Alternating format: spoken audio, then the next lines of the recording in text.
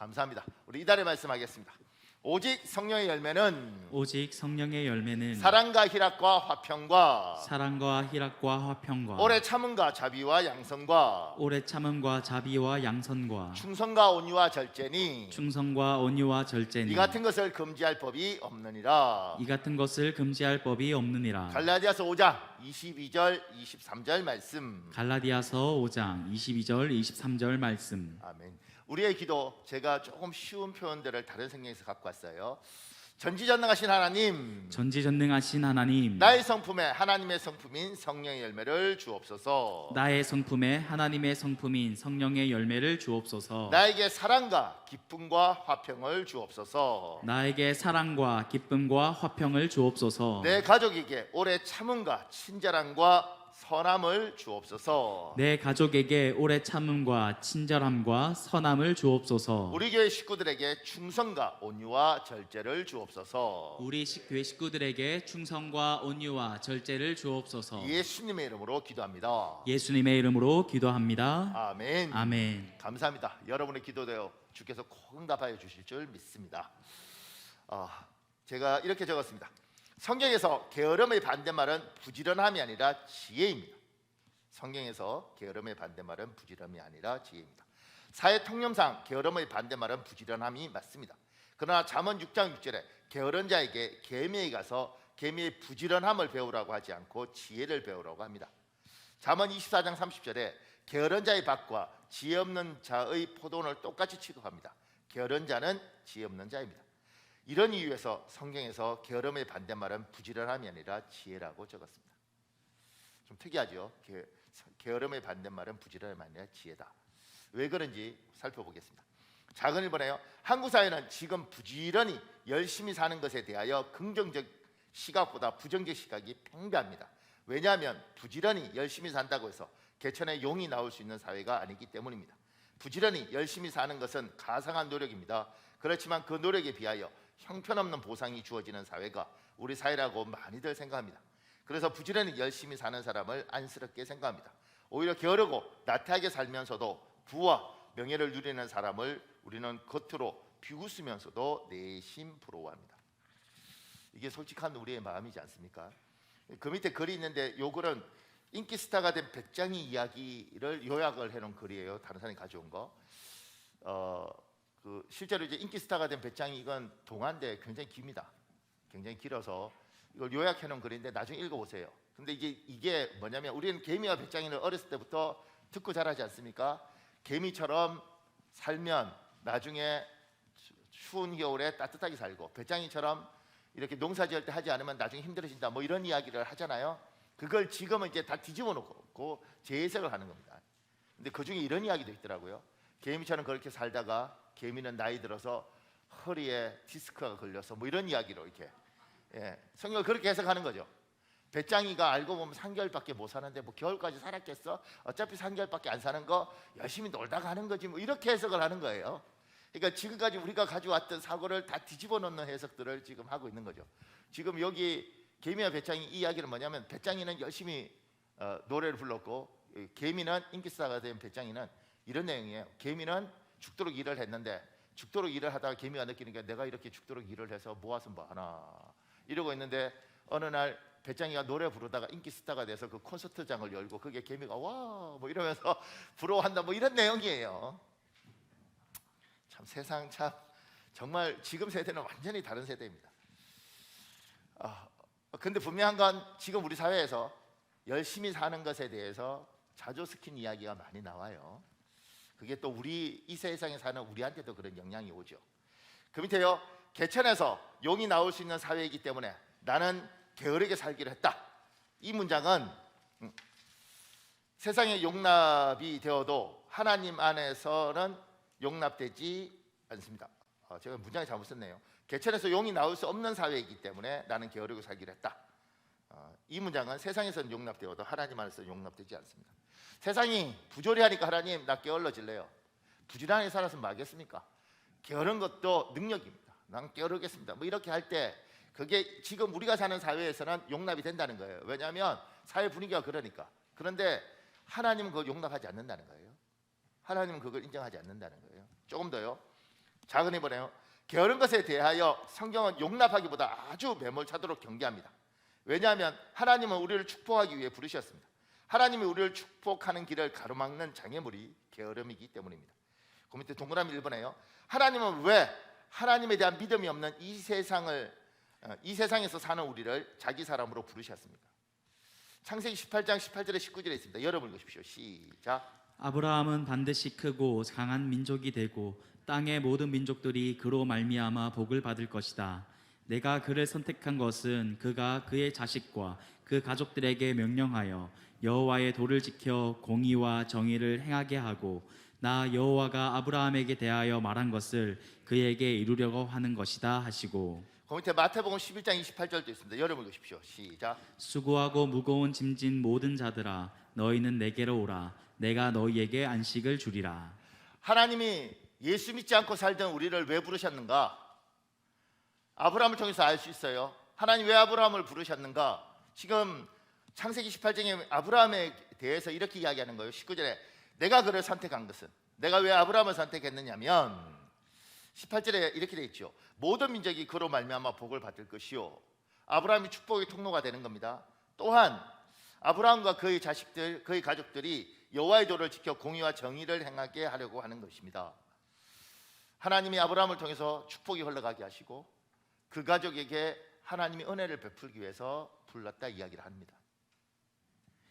수고하고 무거운 짐진자들아 다 내게로 오라. 왜? 안식을 주겠다는 거예요. 놀게 주겠다는 게 아니고 쉼을 주겠다는 겁니다. 쉼하고 노는 거하고 또 다른 부분들이 있지 않습니까? 안식을 주겠다는 거죠. 하나님이 여러분과 저를 왜 세상에 있는데 부르셨는가? 얘야, 굉장히 힘들고 어려운 세상 살지 않냐? 내가 너를 축복하고 너를 위로하고 너를 통해서 놀라운 일을 하고 심지어 너를 통해서 축복이 흘러가도록 할게. 우리를 그렇게 부르셨습니다. 그 이유 때문에 우리를 찾아오셨습니다. 죽어서 천국 가자 뭐 이렇게 단순하게 생각하는 분들도 있는데 그건 하나님 우리를 위로하시는 방법 중에 하나이고요. 궁극적으로는 얘야 참 수고롭지 무겁지 내가 너에게 안식을 줄게. 그리고 하나님 부르신 거예요. 그 밑에요. 간략하게 요약하면 하나님은 우리가 축복된 인생을 살게 하도록 부르셨습니다. 오해하면 안 됩니다. 하나님 우리를 부자로 살도록 떵떵거리고 살도록 유명세를 누리며 살도록 부르신 것이 아닙니다. 그 밑에요. 축복된 인생은 얼굴에 행복이 있습니다. 입술에 감사가 있습니다. 마음에 풍성함이 있습니다. 더욱 놀라운 것은 나에게 있는 이 행복감이 주변 사람들에게 따뜻하게 느껴진다는 것입니다. 하나님이 우리를 부르시고 우리를 축복하십니다. 그런데 이제 사고를 갖고 있는 거죠. 어떤 사고를 갖고 있느냐면 그러면 내가 유명해지는 건가? 내가 갑부가 되는 건가? 내가 떵떵거리고 사는 건가? 이제 우리는 축복을 그 개념으로 잡고 있는 거예요. 그런데 유명한데 행복하지 않은 사람들도 많잖아요. 떵떵거리고 사는데 집안은 지옥 같은 사람도 많지 않습니까? 그리고 굉장히 부유한데 알고 보면 그 안에서 정말 고통스러운 사람들도 많지 않아요? 물론 여러분과 저는 유명해지지 않았으니까 모르는 거고 여러분과 저는 떵떵거리고 살지 않았으니까 모르겠죠. 그럼에도 불구하고 우리는 인식하지 않습니까? 하나님이 우리를 불러서 우리에게 얘야 참으로 내가 너를 축복하고 네가 감사하고 참 하나님 태어나게 해주셔서 감사합니다. 하나님 진짜 고맙습니다. 이런 이야기들을 하고 인생을 살면서 너무너무 고마워요 하나님. 감사합니다 하나님. 이런 이야기도 하도록 하나님은 우리를 부르신 거죠. 하나님 태어나게 해주셔서 너무 고맙습니다. 하나님 자기 백성에게 이 고백 시키십니다. 혹여 우리들 중에 이 고백이 없다면 하나님이 반드시 여러분을 위로하시고 이 고백하게 만드시길 예수님 이름으로 축복합니다. 하나님 이 고백하게 하십니다. 그 밑에요. 동그라미 2번에요. 우리를 부르신 하나님의 뜻, 아브라함처럼 모든 민족이 나로 말미암아 복을 받고 나와 내 가족이 여호와의 도를 지켜 공의와 정의를 행하며 살고 하나님이 수고하고 무거운 짐진 우리에게 안식을 주시는 것, 이 하나님의 뜻을 이루는 도구가 부지런함입니다. 우리를 부르신 하나님의 뜻을 가로막는 방해물이 게으름입니다. 우리 마태복음 7장 7절에 8절에 있습니다. 여러분 읽으십시오. 시작. 구하라 그리하면 너희에게 주실 것이요 찾으라 그리하면 찾아낼 것이요 문을 두드리라 그리하면 너희에게 열릴 것이니 구하는 이마다 받을 것이요 찾는 이는 찾아낼 것이요 두드리는 이에게는 열릴 것이니라. 우리는 은혜를 이야기하면서 값없이 주시는 은혜에 대한 강조를 많이 해요. 근데 그걸 오해하면 게으르고 나태하고 그렇게 살아도 하나님이 축복하실 거라고 믿는 거예요. 천국에 가는 길은 우리 노력으로 갈 수 없습니다. 그래서 주님이 선물로 주십니다. 근데 이 땅에서 스스로 하나님 앞에 정말 은혜 받았다고 말하는 사람, 복 받았다고 말하는 사람, 감사하다고 말하는 사람 이야기를 한번 들어보십시오. 그들 중에 부지런히 안 산 사람이 없습니다. 구하라, 찾으라, 두드리라 주께서 우리에게 요구하시는 것들, 이게 복음서에 2번 나오거든요. 누구는 성령 받으라는 것만 강조하는데 그렇지 않습니다. 성령뿐만 아니라 우리의 인생에서 제가 처음 전도사로 가서 배웠던 교회, 서울 봉청동에 진짜 가난한 성도들이 모여있던 그 동네, 그 동네에서 목사님이 끊임없이 강조하는 게 있습니다. 구원은 공짜로 받는 것이고 이 땅에서 누리는 축복은 심은 만큼 거두는 것이다. 전 그게 너무 싫더라고요. 왜냐하면 그렇게 해놓고 얼마나 일을 시키는 건지 아주 죽도록 시킵니다. 그 교회는 안수 집사 정도 되잖아요. 아유, 뭐 정말 대단합니다. 근데 그분은 믿음이 확고해요. 구원 거저 받는 거야.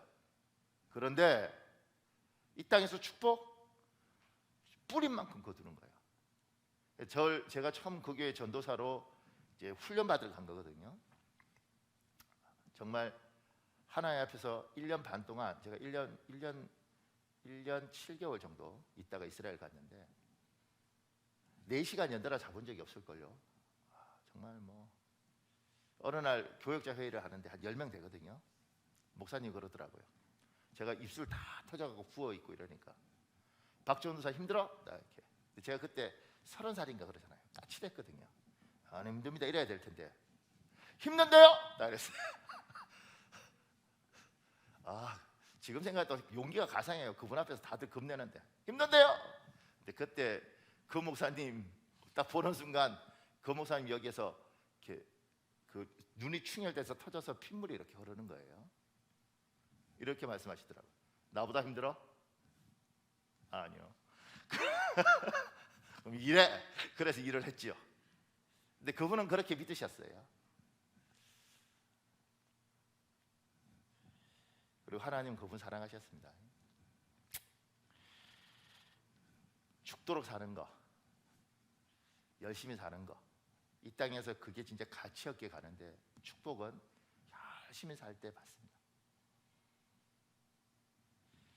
조금 더요. 그 밑에요. 일반 사회에서는 게으름과 무기력증을 구분하기도 하고 게으름을 귀차니즘이 있어요. 만사를 귀찮게 여기는 습관화된 생각과 상태, 귀차니즘이라고 바꾸어 표현하기도 합니다. 그러니까 이런저런 변명을 이야기를 하면서 부지런하게 사는 것에 대해서 반대 이야기를 해요. 무기력증이 병명이 정확히 무기력증이란 병이 유전자가 있는지는 잘 모르겠는데 이제 하여튼간 증만 붙이면 되니까 무기력증 붙이고 귀차니즘 붙이고 그러면서 게으름을 정당화합니다. 그 밑에요. 기독교 역사에서 1500년 동안 7대 대죄 또는 죽음에 이르는 7가지 죄라고 강조하며 경계했던 죄의 목록에 게으름이 있습니다. 이 말은 게으름은 영적 문제라는 것입니다. 게으름은 단순하게 도덕적인 거, 착하게 산다, 부지런하게 산다 이런 개념보다는 영적인 문제로 접근합니다. 큰 죄 중에 하나, 작은 죄가 있고 큰 죄가 있다는 거예요. 그 중에 7가지 큰 죄 중에 하나가 게으름입니다. 또 놀라운 건 7가지 죄 중에 또 하나 들어가는 게 뭐냐면 폭식입니다. 폭식. 나 회개 많이 해야 돼. 이렇게 폭식입니다. 탐식도 죄에 속합니다. 그 밑에 이옥순이라는 사람이 쓴 글이 있어요. 이런 내용이 있습니다. 전도사님, 목사님. 오늘날 나이가 지긋한 두 여인이 수다를 떨고 있었습니다. 그래 시집간 딸은 잘 살아요? 그럼 우리 딸은 정말 시집을 잘 갔어요. 걘 일을 안 해요. 한낮까지 늦잠을 잡니다. 가정부가 청소하며 부엌 일을 다 하니까 쇼핑이나 하면서 잘 먹고 잘 살아요. 팔자가 좋은 거죠. 잘 됐네요. 그런데 아들은 어떻게 지내요? 그 애를 생각하면 화가 나서 죽겠어요. 처복이 없거든요. 남자에게 빌붙어 사는 여자를 만났어요. 며느리인 하루 종일 아무것도 안 해요. 가정부가 집안일을 다 하고요. 늦잠이나 자고 부엌엔 얼씬도 안 해요. 내 아들이 번 돈으로 쇼핑이나 하면서 하루를 보낸다니까요. 그리고 또 비싼 물건만 좋아해요. 속상해서 죽을 지경이에요. 게으름은 상대적입니다. 동일한 상태에서 딸의 게으름은 행복의 근원인 반면 며느리의 게으름은 불행의 시작이니까요. 우리의 딸은 어떻게 살아야 되는가? 이게 지금 이런 거 보면서 우리 마음속에 머릿속에 들어가는 건 뭐냐면 결국은 편하고 누리고 그다음에 고생 안 하고 이게 좋다고 생각을 하는 거잖아요. 이게 들어옵니다 이렇게. 그리고 애쓰고 수고하고 고생하는 거 보고 아이고 저거 어떡하나 불쌍해서 이렇게 접근하는 거죠. 그러니까 영적이 이게 그냥 단순한 개념이 아니라 우리 정신 자체가 성경적이지 않도록 만드는 것을 영적인 문제라고 이야기하는 겁니다. 이 내용을 볼 때는 이것만 보이는 거예요, 그죠? 근데 우리가 조금만 더 보면, 우리가 피곤해서 그런데 조금만 더 보면 이 아이를 보는 부모, 자식들이 있습니다. 자식들은 엄마를 어떻게 평가할 것인가, 아빠를 어떻게 평가할 것인가. 이 사람들 스스로는 자기 자신을 어떻게 평가할 것인가. 그리고 이가 지금은 자기를 이렇게 평가하는데 20년 후에 어떻게 평가할 것인가.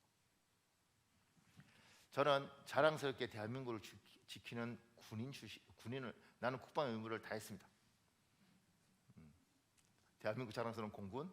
물론 그 당시에 공군이 34개월, 36개월 일했는데 저는 18개월만 했습니다. 나라가 너무 제가 예쁘니까 반 잘라주더라고요. 이렇게. 집에서 왔다 갔다 해라. 그걸 전문 용어로 방이라 그래요. 방. 공군 방이었는데 진짜 편했습니다. 뭐 밤에 가서 그냥 뭐 이틀에 한 번씩 출근하고 밤에 책 보고 제가요 너무 행복하게 이렇게 군 생활을 했습니다. 그렇게 행복하게 군 생활을 하고 30년이 지나서 문제가 뭐냐면 군대에 대해서 해줄 이야기 없습니다. 논산 훈련소 앞에서 우리 아들이 이렇게 보죠. 아빠 훈련소 어떻게 했어요? 그런 거 안 해봤는데 편하게 살았습니다. 할 말 없는 인생이 되는 거예요. 야, 아들 손잡고 같은 논산 훈련소 아들 손잡고 야 아빠가 30년 전에 논산 훈련소 들어갈 때 진짜 추웠다. 근데 아들 니도 이 추운 데를 들어가네. 그렇게 말을 하는 아버지하고 난 면제인데 난 동사무소 왔다 갔다 했는데 편했습니다. 할 말 없는 인생이 있는 거예요. 또 하나는 내가 산 모습을 보면서 내 아이가 생각을 합니다. 저는 개인적으로 왜 대학을 갔느냐면 우리 제 개인사인데 저희 어머니가 저한테 빌더라고요. 나는 네가 너희 아버지처럼 이렇게 기름 옷 입고 망치 두드리면서 그렇게 살지 않고 에어컨 나오는 곳에서 펜대 굴리면 살았으면 좋겠다. 이게 옛날 분들이 가진 거예요. 제가 제 중학교 때 저희 어머니가 저한테 빌더라고요. 대학 가줬으면 좋겠다. 그래서 그냥 부모님 때문에 대학을 갔어요.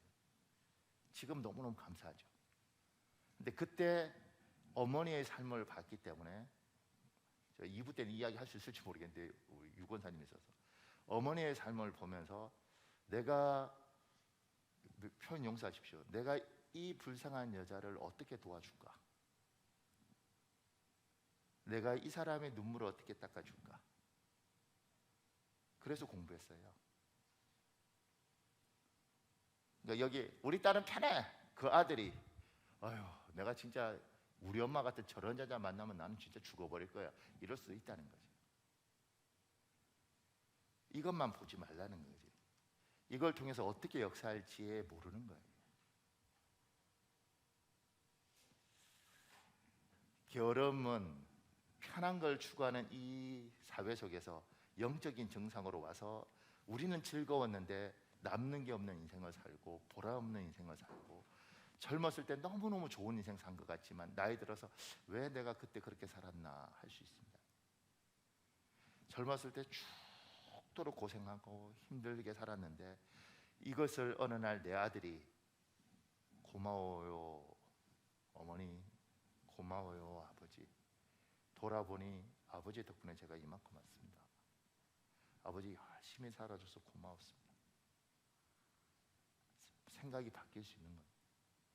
나이 들어서 스스로 인생을 보면서 참 내가 죽도록 살았는데 돌아보면 정말 눈물 없이 못 오는데 그래도 열심히 살았다. 하나님 감사합니다. 그렇게 볼 수 있는 거라는 거죠. 그 밑에요. 하나님은 지혜가 충만했던 솔로몬을 통하여 게으른 자에게 엄중히 경고하십니다. 이 말씀은 하나님을 믿지 않는 사람에게 주시는 말씀이 아니라 하나님을 믿는 우리에게 주시는 말씀입니다. 우리 잠언 6장 9절 오늘 나오는 말이에요. 여러분 읽으십시오. 시작. 게으른 자여 개미에게 가서 그가 하는 것을 보고 지혜를 얻으라. 이게 게으른 자가 굉장히 비참한 거죠. 왜냐하면 개미가 요만하잖아요. 너 개미보다 못하다는 거예요. 하나님의 형상한테 하나님 이야기하는 거죠. 하나님의 형상아, 네가 지금 저 6발 달린 저 개미보다 못하다고.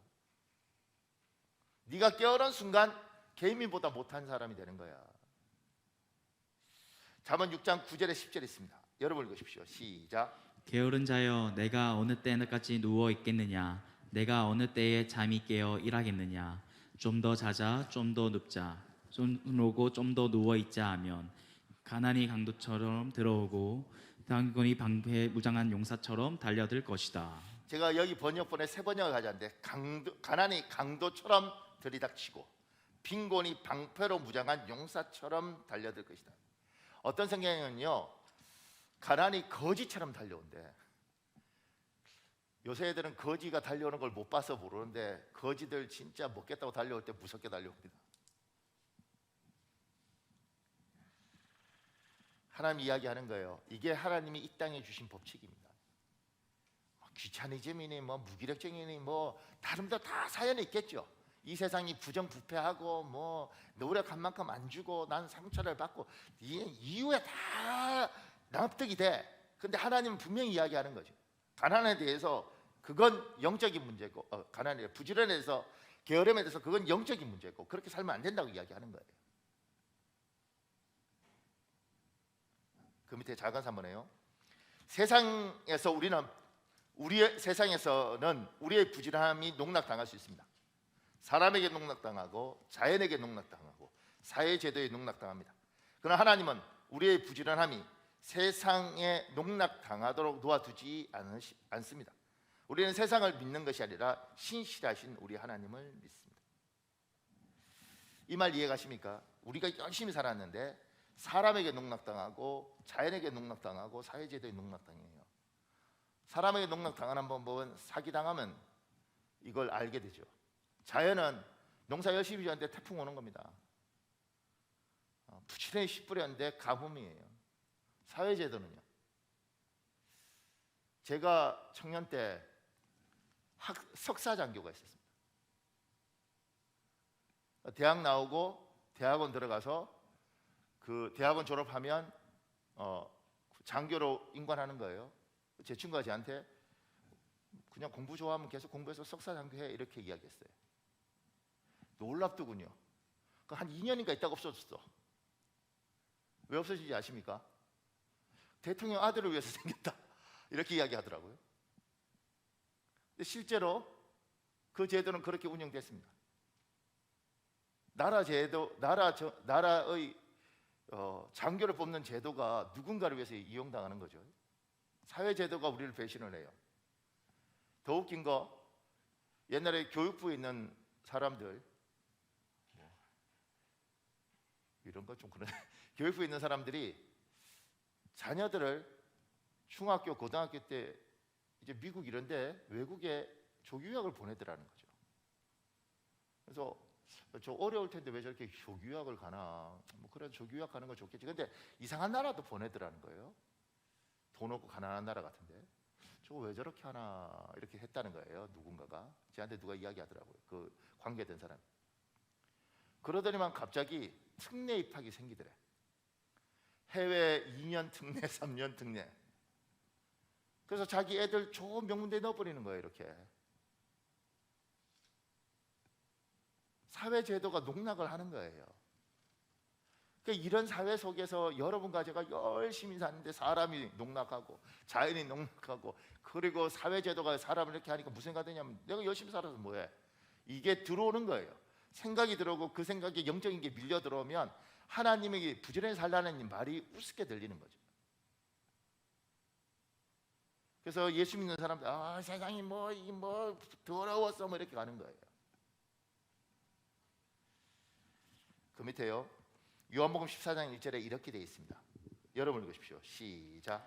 너희는 마음에 근심하지 말라. 하나님을 믿으니 또 나를 믿으라. 하나님이 분명히 이야기하는 거예요. 얘야 하나님을 믿으니 예수님께서 나를 믿어라. 세상이 널 농락하려고 할 수 있어. 근데 얘야 나를 믿어라. 그럼 작은 일본에요. 사람이 악하고 자연이 불규칙하고 사회제도가 불합리해도 우리는 부지런히 삽니다. 그 이유는 하나님을 신뢰하기 때문입니다. 우리 시편 126편 5절 6절 굉장히 유명한 구절이죠. 여러분 읽으십시오. 시작. 눈물을 흘리며 씨를 뿌리는 자는 기쁨으로 거두리로다.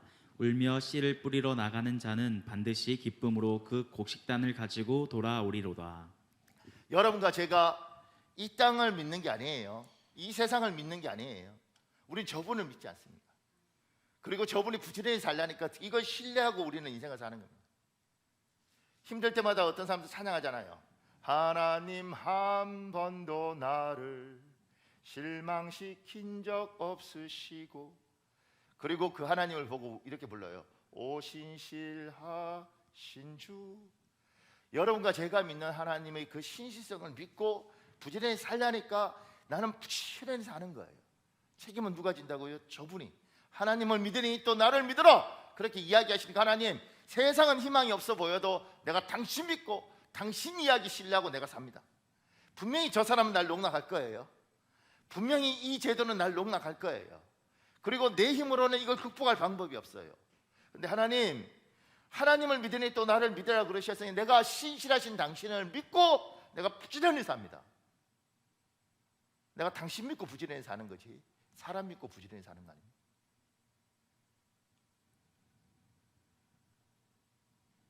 그 밑에요. 하나님은 부지런히 사는 자기 사람을 꼭 챙겨주십니다. 그의 삶을 보상해 주십니다. 우리 시편 138편 7절 8절에 있습니다. 다윗이 한 고백이에요. 여러분 읽으십시오. 시작. 내가 환난 중에 다닐지라도 주께서 나를 살아나게 하시고 주의 손을 펴사 내 원수들의 분노를 막으시며 주의 오른손이 나를 구원하시리이다. 여호와께서 나를 위하여 보상해 주시리이다. 여호와여 주의 인자하심이 영원하오니 주의 손으로 지으신 것을 버리지 마옵소서. 다윗이 한 고백이에요. 8절에 여호와께서 나를 위하여 보상해 주시리이다. 사람 바라보지 않는 거죠. 하나님 바라보는 거예요. 세상이 날 농락해도 주께서 보상해 주실 거라고 믿는 거예요. 다윗은 그 믿음대로 되었습니다. 여러분에게 어떤 믿음이 있습니까? 여러분의 그 믿음대로 되시길 예수님 이름으로 축복합니다. 나에게 어떤 믿음이 있는가? 나는 하나님이 보상해 줄 걸 믿는가? 그 밑에요. 인생에서 최고의 인생이 있습니다. 살아서 하나님 믿고 부지런히 삽니다. 이 세상에서 하나님이 주시는 보상을 충분히 누리고 살다가 죽어서 천국 가는 인생입니다. 인생에서 최악의 인생이 있습니다. 살아서 하나님 믿지 않고 부지런히 삽니다. 이 세상에서 사람에게 농락당하고 자연에게 농락당하고 사회제도에 농락당하고 살다가 죽어서 지옥 가는 인생입니다. 참 억울한 인생이에요. 원통한 인생이에요. 그 밑에 재밌는 글이 있습니다. 조은아라는 분이 쓴 글인데 목사님 읽어줄래요? 나는 3년간의 러시아 유학 생활을 끝에 영양실조로 힘없이 누워있는 날이 많았다. 유학 동기와 목적이 선교였기에 주어진 시간 동안 공부에도 사역에도 열정적이었다. 시간을 아껴야 한다는 생각에 하루 한 끼만 먹으며 최선을 다해 공부했다. 시간을 쪼개 러시아 대학생들을 위해 영어 성경 공부도 인도했다. 남다른 책임감 하나로 한인 선교사님들에게는 러시아어를 가르쳐 드렸다. 그렇게 해야 할 것만 같았다. 그렇게 열심을 다해 지치도록 애쓰는 것이 내가 해야 할 도리라 믿었다. 홀로 모든 것을 완벽히 책임질 수 있는 사람인 양 그 어떤 요구와 도움 요청에도 거절없이 반응했다. 그러나 이 같은 생활의 끝은 아팠다. 슬펐다. 아픈 몸만큼 마음도 아팠다. 건강뿐만 아니라 선교에 대한 열정도 잃어버린 채 이제는 온 힘을 다해 선교와 관련된 모든 것을 그 기억조차 모조리 뜯어내버리고 싶어졌다. 하나님에 대한 원망도 하나님에 대한 오해만큼 컸다. 선교 하나만을 붙잡고 살다가 그토록 굳게 닫혀있던 소비에트 연방의 문이 열리자 바로 그 험한 땅을 찾아가 수고한 나에게 하나님은 당연히 복을 주셔야 한다고 생각하며 살았던 것 같아. 그런데 그 기대와 판단과는 달리 몸도 마음도 연약해진 채 집으로 돌아오게 된 나는 어떻게 나같이 귀한 사람을 이렇게까지 내버려 두실 수 있습니까? 라고 질문하며 하나님을 원망했던 것이다. 참 많은 일을 홀로 감당하며 감수했던 고생이 그 세월 속 곳곳에 묻힌 하나님을 위한 수고가 그 어떤 보상도 없이 마무리되는 것처럼 보이자 옳지 않으신 하나님을 향해 분노했던 것이다.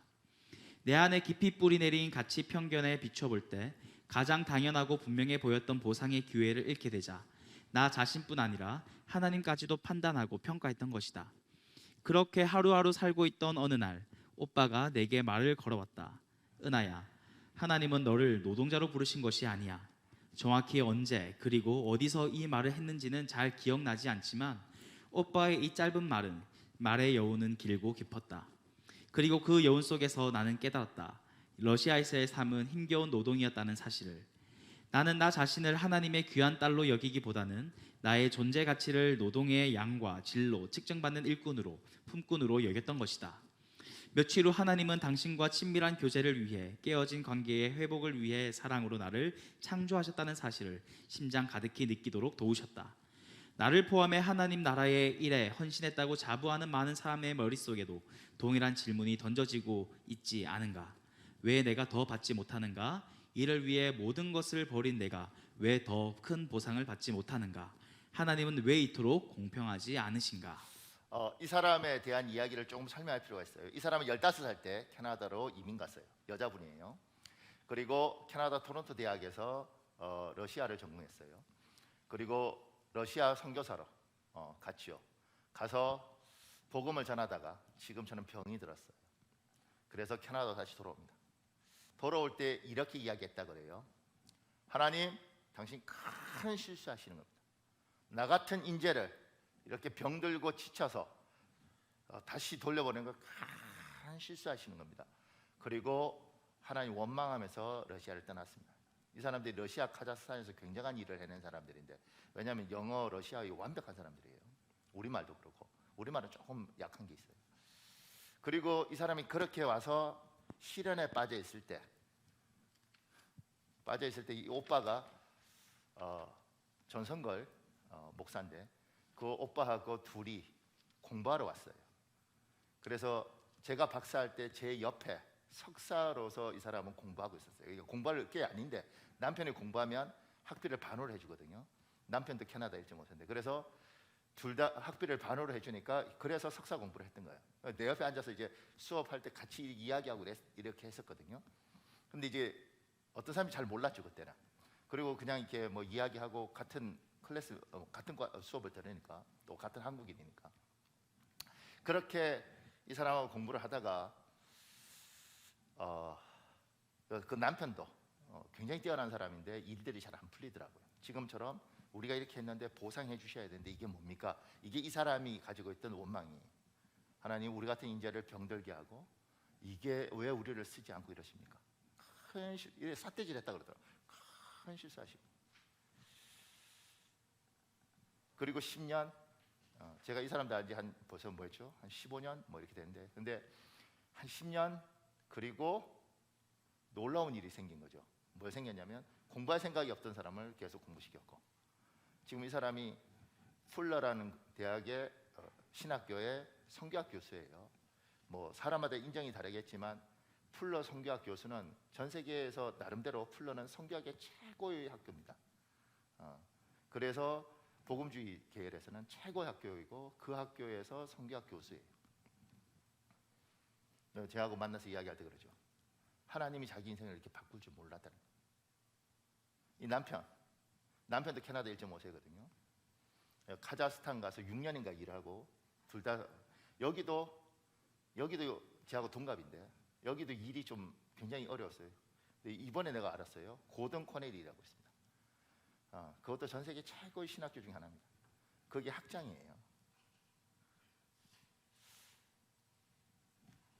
우리 인생에 이 사람도 죽도록 살았죠. 그리고 우리가 부족했고 우리가 연약했어. 그리고 실수도 했어. 잘못됐어. 그렇지만 충성을 다해서 부지런히 살았어. 그리고 때로는 하나님이 인도하시는 거에서 당신 큰 실수하십니다. 삿대질하고 때로는 눈물 흘리면서 이게 뭐예요? 이렇게 하다가 그렇게 억울해 살지만 그렇게 열심히 한 사람들에 대해서 자연히 사회제도가 농락을 해도 우리 하나님 지킨다. 그래서 이 사람이 그런 것들을 겪으면서 만든 찬양이 있어요. 작사가거든요. 그게 뭐냐면 한량없는 은혜 갚을 수 없는 은혜. 이거 맞아 목사님? 음이 맞나? 하여튼간 이거 몰라 이거 이 찬양 유명하잖아요. 이걸 여기가 만들었어요. 하나님 앞에 감사하죠. 저도 재밌잖아요. 내가 박사할 때 옆에 석사했는데 어느 날 내가 졸업할 때 가보니까 난 10년 만에 졸업했으니까 졸업할 때 가보니까 교수님이 돼 있어. 보상하는 하나님. 죽도록 자기 인생을 들여서 하나님께 충성했던 사람을 하나님이 놓아두지 않으신다. 최악의 인생이 있고 최고의 인생이 있는데 부지런히 살고 하나님을 믿고 결국 하나님께서 이 땅에서 보상해 주시고 천국을 주는 인생이 최고의 인생이고 예수 모르고 죽도록 살았는데 하나님이 부지런히 산다고 보상해 주는 게 아니라 하나님 믿는 사람이 부지런히 살 때 보상하는 거예요. 하나님 없이 부지런히 살았는데 세상에 농락당하고 죽어서 지옥 가는 거죠. 그 밑에요. 작은에 뭐냐면 사람이 악하고 자연이 불규칙하고 사회제도가 불합리해도 우리는 부지런히 사람을 사랑하고 삽니다. 그 이유는 하나님을 신뢰하기 때문입니다. 그 밑에요. 사랑하는 사람에게 꼭 챙겨줘야 할 가장 좋은 선물은 예수 그리스도입니다. 사랑하는 사람에게 하나님을 소개해 주십시오. 사랑하는 사람에게 예수 그리스도를 선물하는 가장 좋은 길은 교회로 인도하는 것입니다. 제가 여기에 안 적은 것 중에 이런 내용이 하나 있습니다. 사람을 부지런히 사랑하는 것, 이걸 짧은 기간 동안 확 사랑하는 것들일 수 있지만 그러지 않고 사랑을 가지고 30년, 50년 꾸준히 사랑해 주는 것. 그렇게 꾸준히 사랑하면 우리 하나님께서 결국 이 사람의 마음을, 이 사람은 날 농락할 수 있는데 저 하나님이 그걸 두고 보지 않아서 결국은 내가 사랑한 것에 대해서 하나님 보상을 해주십니다. 그러니까 여러분의 아들을 사랑하시면, 여러분의 딸을 사랑하시면 끝까지 사랑하십시오. 지혜도 필요하고 사랑하는 방법에 대한 고민도 필요하지만 끝까지 사랑하십시오. 여러분이 남편을 사랑하고 아내를 사랑하면 끝까지 사랑하십시오. 여러분이 교회를 사랑하면 끝까지 사랑하십시오. 제가 이 설교 준비하면서 기도하다가 그 생각이 들더라고요.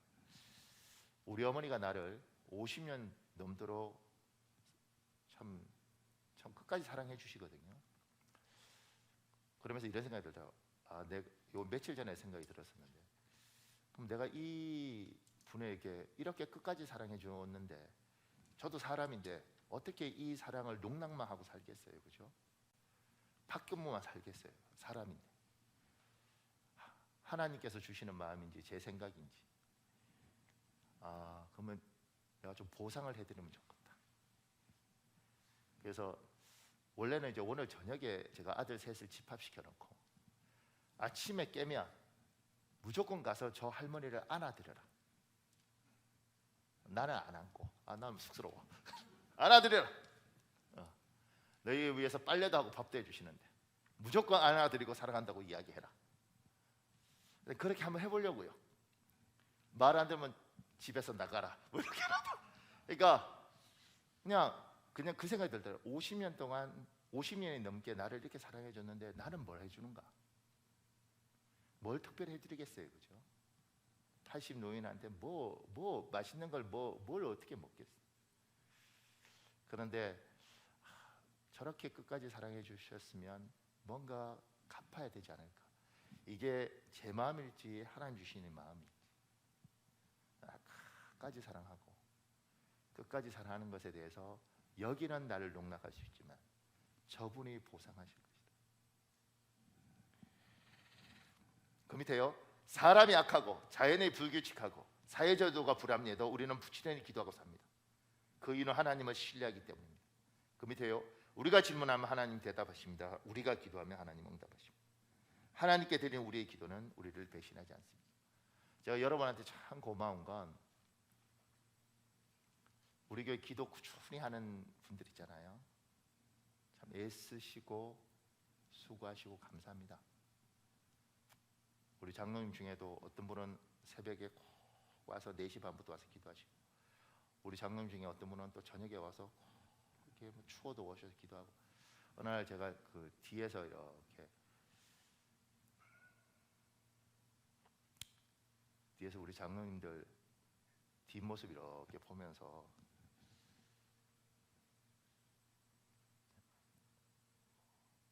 한량없이 고맙더라고요. 저게 표현이 이상하죠. 근데 내가 저런 모습이 장로의 모습인가 보다.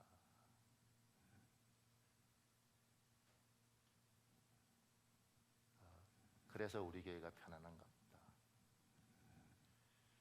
기도는 우리를 배신하지 않습니다.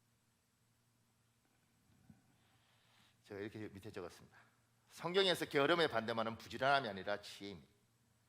하나님을 제대로 바르게 정확히 아는 것이 지혜입니다. 지혜 있는 사람은 인생을 부지런히 삽니다. 그 이유는 능력 많고 신실하신 우리 하나님이 살아계시기 때문입니다. 그 이유는 사람이 우리의 부지런함을 농락하고 자연이 우리의 부지런함을 농락하고 사회제도가 우리의 부지런함을 농락하려고 해도 살아계신 하나님이 부지런히 살았던 우리 인생에 대하여 우리가 실망하지 않도록 충분히 보상해 주시기 때문입니다. 사랑하는 여러분, 우리 10분 기도할 수 있습니다. 이 시간에 주여 한번 간절히 부르고요. 여러분 중에 여러분의 부지런함이 농락당한 사람들이 있을 겁니다. 믿으십시오. 우리 하나님이 보상하십니다. 그리고 그것 때문에 여러분이 지금까지 살아왔던 열심히 살아왔던 인생을 부정하지 마십시오. 우리 하나님 살아계십니다. 이제 주여 한번 간절히 부르시고 기도하겠습니다. 주여, 아버지 하나님 여호와여 도와주십시오. 아버지 하나님 여호와여 도와주시옵소서. 주여,